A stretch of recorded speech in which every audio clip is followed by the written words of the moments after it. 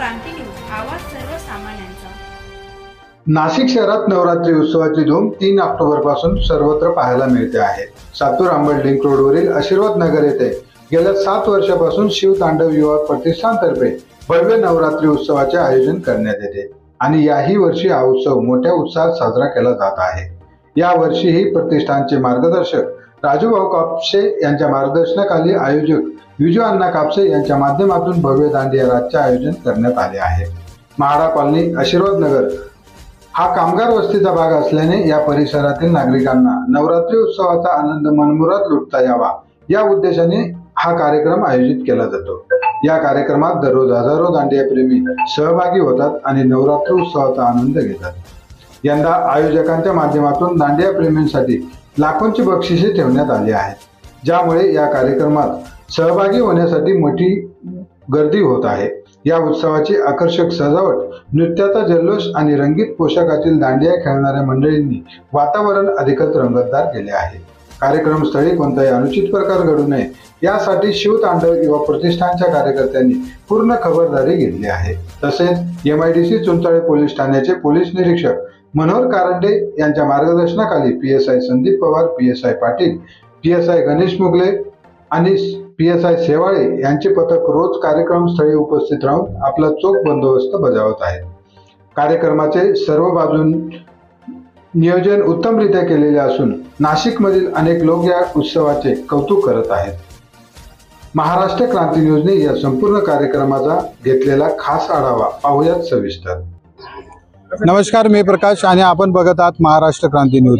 गेल्या 3 ऑक्टोबर पासून संपूर्ण महाराष्ट्रामध्ये नवरात्री उत्सवाचा या ठिकाणी नवरात्री उत्सव चालू आहे आणि त्याच अनुषंगाने आपण नाशिक शहरात जर बघितलं तर पश्चिम भागामध्ये अंबड सातपूर या भागामध्ये मोठा नवरात्री उत्सवाची धूम या ठिकाणी पाहायला मिळते आहे। त्याच अनुषंगाने आशीर्वाद नगरच्या शिवतांडव युवा प्रतिष्ठानतर्फे या ठिकाणी दरवर्षी आयोजन केलं जातं आणि त्याच ठिकाणी आपण पोहोचलेलो आहोत। आपल्यासोबत काही आयोजक आहेत।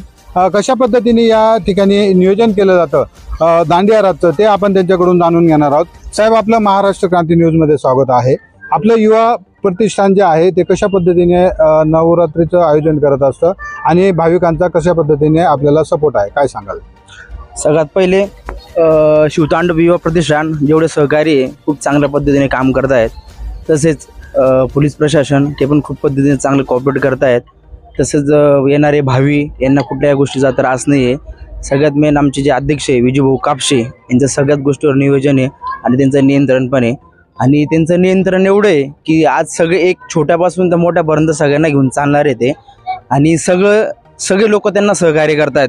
लेडीज झाले, लहान झाले, मोठे झाले, वयस्कर लोक झाले, सगळे येतात, आनंद घेतात उत्सव नवरात्राचा उत्सवचा। त्याच्यामुळे सगळ्या पद्धतीने चांगल्या गोष्टी झालेल्या आहेत। आपण जर बघितलं तर हा भाग कामगार वस्तीचा भाग आहे। सर्वसाधारण जनता या ठिकाणी राहत असते। या ठिकाणी त्यांना बघून आपण कशा पद्धतीने नियोजन यापुढे देखील नवनवीन पद्धतीने काही बक्षीस असतील त्यांना उत्तेजित करण्यासाठी काय उपाययोजना आपल्या मंडळातर्फे आहेत?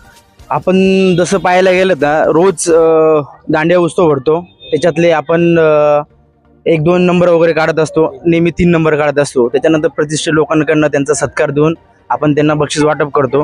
तसं शेवटच्या दिवशी पण काही आपले वरिष्ठ लोक आहे किंवा त्याच्यानंतर आदरणीय वगैरे आपण त्यांचा मान सन्मान देऊन आपण त्यांचा सत्कार करणार आहे।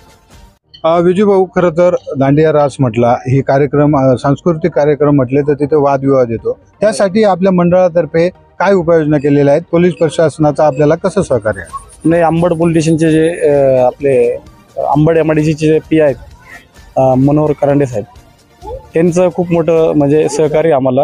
आणि संदीप पवार साहेब झाले, तसं पाटील साहेब झाले, शेवाळे साहेब झाले व आपले मुगले साहेब झाले।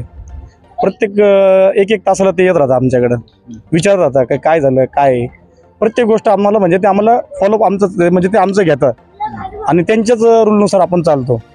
मग आत्तापर्यंत असं काही झालेलं नाही आणि इथून पुढे पण होणार नाही, कारण की एवढं मला त्यांच्यावर विश्वास आहे। शेवटच्या दिवशी कसं नियोजन असतं या ठिकाणी? शेवटच्या दिवशी काय आम्ही मोठे बक्षीस आहेत, 3 पैठण्यात आहेच, पण असे मोठे बक्षीस पण आहे। फ्रीज झालं, आपलं LCD झाली, मिक्सर वगैरे, असं म्हणजे कमीत कमी आम्ही तरी 7-8 नंबर काढणार शेवटच्या दिवशी आणि मोठे बक्षीस आहेत। ते वाटप करणार आहे आम्ही. गेल्या 7 वर्षापासून शिवतांडव युवा प्रतिष्ठान नवरात्रोत्सव भरवत आहे.